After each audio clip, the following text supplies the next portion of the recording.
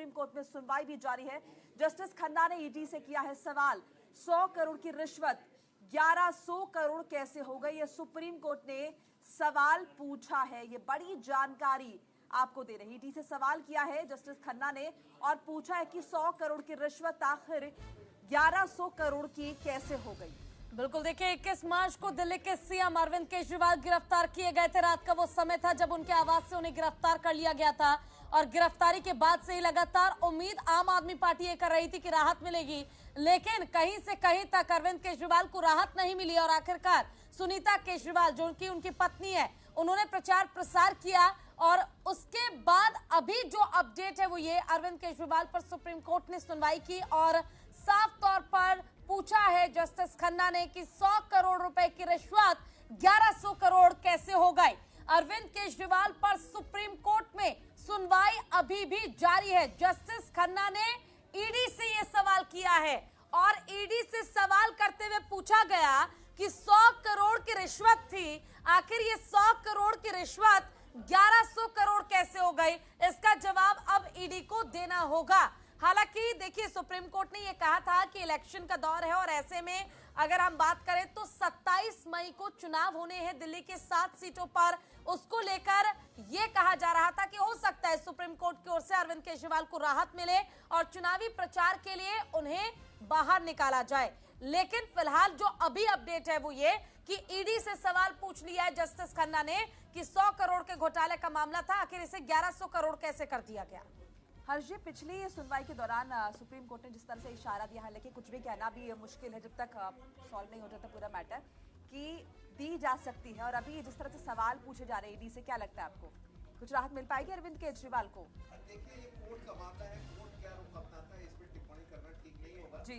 लेकिन जो सुनवाई हो चुकी है अब तक इस मामले में, ये जो साक्ष्य प्रस्तुत किए गए हैं उसमें ये बात बिल्कुल साफ तरीके से स्पष्ट है कि कहीं ना कहीं से इनकी जिम्मेदारी बनती है। माफ कीजिएगा, आपको बीच में रोक रही हूँ। हमारे साथ हमारी संवाददाता भावना सिसोदिया भी जुड़ गई है इसी खबर पर। भावना, क्या अपडेट आपके पास फिलहाल? जी, मैं आपको बता दूं कि मुख्यमंत्री अरविंद केजरीवाल की जो गिरफ्तारी है उसको लेकर जो है सुप्रीम कोर्ट में सुनवाई चल रही है। तमाम तरीके की दलीलें चल रही हैं। पिछली शुक्रवार को जब दलीलें शुरू हुई थी तो सुप्रीम कोर्ट ने ईडी से 4 सवाल रखे थे, जिसमें मनीष सिसोदिया की गिरफ्तारी को लेकर भी कहीं ना कहीं एक सवाल जरूर रखा गया था।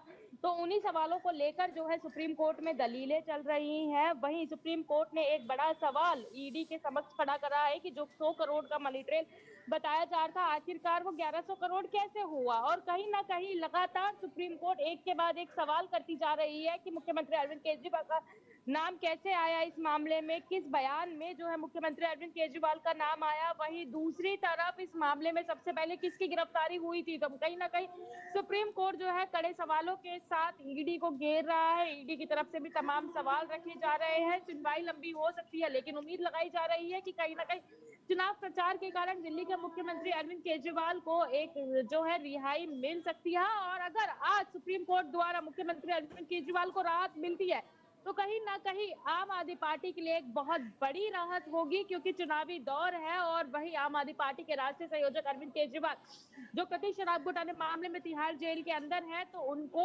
अगर जमानत मिलती है तो एक बड़ी राहत होगी। क्योंकि देखा जाए शुक्रवार को जब दलील हुई थी तो कोर्ट की तरफ से ये बात भी कही गई थी कि अंतरिम जमानत पर जो है सुप्रीम कोर्ट विचार कर सकता है। फिलहाल जो है पूरे केस को लेकर दलीलें चल रही है कि आखिरकार मुख्यमंत्री अरविंद केजरीवाल का नाम कब आया था। वही मनीष सिसोदिया को लेकर भी दलीलें चली कि कब मनीष सिसोदिया की गिरफ्तारी की गई, कब मनीष सिसोदिया को सीबीआई मामले में गिरफ्तार किया गया, कब ईडी मामले में गिरफ्तार किया। तो हर तरीके की दलीलें जो है वो लगातार जारी है। और फिलहाल सुप्रीम कोर्ट में जो जस्टिस खन्ना है वो इस मामले की सुनवाई कर रहे हैं। देखना यही होगा, क्योंकि वक्त जरूर लगेगा, उसके बाद देखना यही होगा क्या मुख्यमंत्री अरविंद केजरीवाल को राहत मिलती है। मुश्किलों में पड़ी आम आदमी पार्टी, तो पहले संजय सिंह को जमानत मिलती है और अब अगर अरविंद केजरीवाल को भी मिल जाती है तो बड़ी राहत मिलेगी आम आदमी पार्टी को और कहीं ना कहीं एक बड़े मोटिवेशन का काम भी करेगी। जी जरूर, अगर चुनावी दौर देखा जाए तो अभी तक अगर आम आदमी पार्टी की बात की जाए तो एक नेता संजय सिंह जो है रिहा होने के बाद जब उनको राहत मिली थी उसके बाद लगातार चुनाव प्रचार में संजय सिंह जुटे हुए हैं। वही मुख्यमंत्री अरविंद केजरीवाल के बाद गिरफ्तारी के बाद से ही लगातार सुनीता केजरीवाल जो है चुनाव प्रचार में जुटी हुई है, कभी दिल्ली तो कभी गोवा कभी गुजरात में जो है वो रोड शो करती हुई नजर आ रही है। वहीं अगर मुख्यमंत्री अरविंद केजरीवाल जो कि आम आदमी पार्टी के राष्ट्रीय संयोजक है, अगर उन्हें राहत मिल जाती है तो आम आदमी पार्टी के लिए एक बड़ी राहत की बात होगी। चुनावी दौर नजदीक है और उम्मीद लगाई जाती है कि अगर मुख्यमंत्री अरविंद केजरीवाल को राहत मिलती है तो लोकसभा चुनाव में शायद एक बड़ा बदलाव देखने को मिले, क्योंकि आम आदमी पार्टी लगातार मुख्यमंत्री अरविंद केजरीवाल की गिरफ्तारी को भाजपा की तानाशाही बता रही है। जिस तरीके से कथित शराब घोटाले मामले में एक के बाद एक गिरफ्तारी होती जा रही है, उसको लेकर आम आदमी पार्टी लगातार भाजपा के ऊपर हमलावर हो रही है। तो कहीं ना कहीं अगर मुख्यमंत्री अरविंद केजरीवाल को आज राहत मिलती है तो आम आदमी पार्टी के लिए एक बड़ी जीत होगी और आगे चुनाव। भावना, लेकिन देखिए ये जो अपडेट हमारे पास पहुंची थी इसके जरिए एक बड़ा सवाल ये भी उठता है। देखिए 100 करोड़ के घोटाले का मामला था, 1100 करोड़ इसे कर दिया गया। खुद जस्टिस खन्ना ने पूछा आखिर ऐसा हुआ कैसे। अब ऐसे में सवाल के घेरे में ईडी नजर आती है और आज उम्मीद ये भी की जा रही है कि चुनाव प्रचार के लिए हो सकता है कि अरविंद केजरीवाल को राहत मिल जाए सुप्रीम कोर्ट से, हो सकता है उन्हें बाहर निकाल दिया जाए। तो कितने % चांसेस है कि इसमें ईडी की गलती जो है वो सामने आ सकती है। हालांकि हम कंफर्म नहीं कह सकते, लेकिन एक जो अनुमान है वो लगाया जा सकता है। और साथ ही साथ ये कितना चांस है कि दिल्ली के सीएम अरविंद केजरीवाल को राहत मिल सकती है।